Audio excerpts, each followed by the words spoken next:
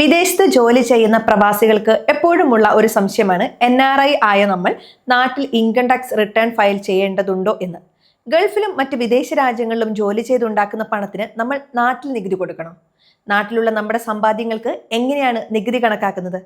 പല പ്രവാസികളും ഈ കാര്യത്തിൽ കൃത്യമായി ധാരണയില്ലാത്തതുകൊണ്ട് വലിയ പിഴകൾ ഒടുക്കേണ്ടി വരാറുണ്ട്.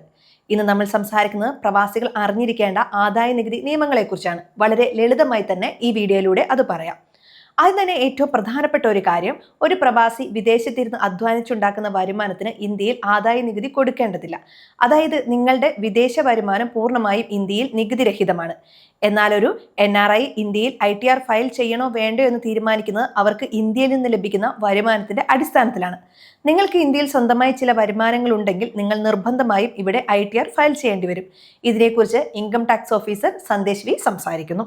NRIകൾ ഇൻകം ടാക്സ് റിട്ടേൺ ഫയൽ ചെയ്യണമെന്നത് പലർക്കും ഡൗട്ട്ഫുൾ ആയിട്ടുള്ളൊരു ചോദ്യമാണ്. എല്ലാ NRIകളും ഇൻകം ടാക്സ് റിട്ടേൺ ഫയൽ ചെയ്യേണ്ട ആവശ്യമില്ല. എന്നാൽ ഇന്ത്യയിൽ വരുമാനമുള്ള ഒരു non resident Indian income tax return file ചെയ്യണം. അതായത് അദ്ദേഹം ഒരു നോൺ റെസിഡൻറ്റ് ഇന്ത്യനാണ്. എന്നാൽ ഇന്ത്യയിൽ അദ്ദേഹത്തിന് വാടക വരുമാനമുണ്ട്, അല്ലെങ്കിൽ ഇൻട്രസ്റ്റ് വരുമാനമുണ്ട്. ഇങ്ങനെ പല വിധത്തിലുള്ള വരുമാനം, മ്യൂച്വൽ ഫണ്ട് അല്ലെങ്കിൽ മ്യൂച്വൽ ഫണ്ട് ഓർ ഷെയർസ് ഒക്കെ വിറ്റതിലൂടെയുള്ള ക്യാപിറ്റൽ ഗെയിൻ ഉണ്ട്. അതേപോലെ തന്നെ പ്രോപ്പർട്ടി വിറ്റതിൽ കൂടെയുള്ള ക്യാപിറ്റൽ ഗെയിൻ ഉണ്ട്. ഇങ്ങനെ ഇന്ത്യയിൽ അദ്ദേഹത്തിന് വരുമാനം ഉണ്ടെങ്കിൽ അദ്ദേഹം ഇന്ത്യയിൽ ഇൻകം ടാക്സ് റിട്ടേൺ ഫയൽ ചെയ്യാൻ ബാധ്യസ്ഥനാണ്. ITR ഫയൽ ചെയ്യുന്നതിനുള്ള NRIകൾക്കുള്ള പ്രധാന ഗുണങ്ങൾ എന്തൊക്കെയാണെന്ന് പറഞ്ഞു കഴിഞ്ഞാൽ, ഒരു സാമ്പത്തിക ട്രാക്ക് റെക്കോർഡ് മെയിൻറ്റെയിൻ ചെയ്യാൻ പറ്റും.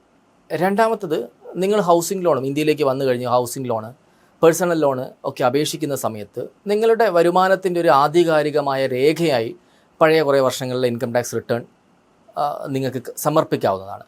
ഇതിൻ്റെ പുറമെ നിങ്ങൾ ഏതെങ്കിലും വസ്തു ഇടപാടുകളിൽ റിയൽ എസ്റ്റേറ്റ് ട്രാൻസാക്ഷനിലൊക്കെ ഏർപ്പെടുകയാണെങ്കിൽ നിങ്ങളുടെ ഒരു തിരിച്ചടവിൻ്റെ ഒരു ആധികാരിക രേഖയായിട്ട് നിങ്ങൾക്ക് ITR ഉപയോഗിക്കാവുന്നതാണ്. ഇങ്ങനെ നിങ്ങൾക്കൊരു സാമ്പത്തിക ട്രാക്ക് റെക്കോർഡ് തിരിച്ചു വരുന്ന സമയത്ത്, ഇന്ത്യയിൽ സെറ്റിലാവുന്ന സമയത്ത് നിങ്ങൾക്കൊരു സാമ്പത്തിക ട്രാക്ക് റെക്കോർഡ് മെയിൻറ്റെയിൻ ചെയ്യാൻ വേണ്ടിയിട്ട് നിങ്ങൾക്ക് ഇൻകം ടാക്സ് റിട്ടേൺ ഉപയോഗിക്കാവുന്നതാണ്.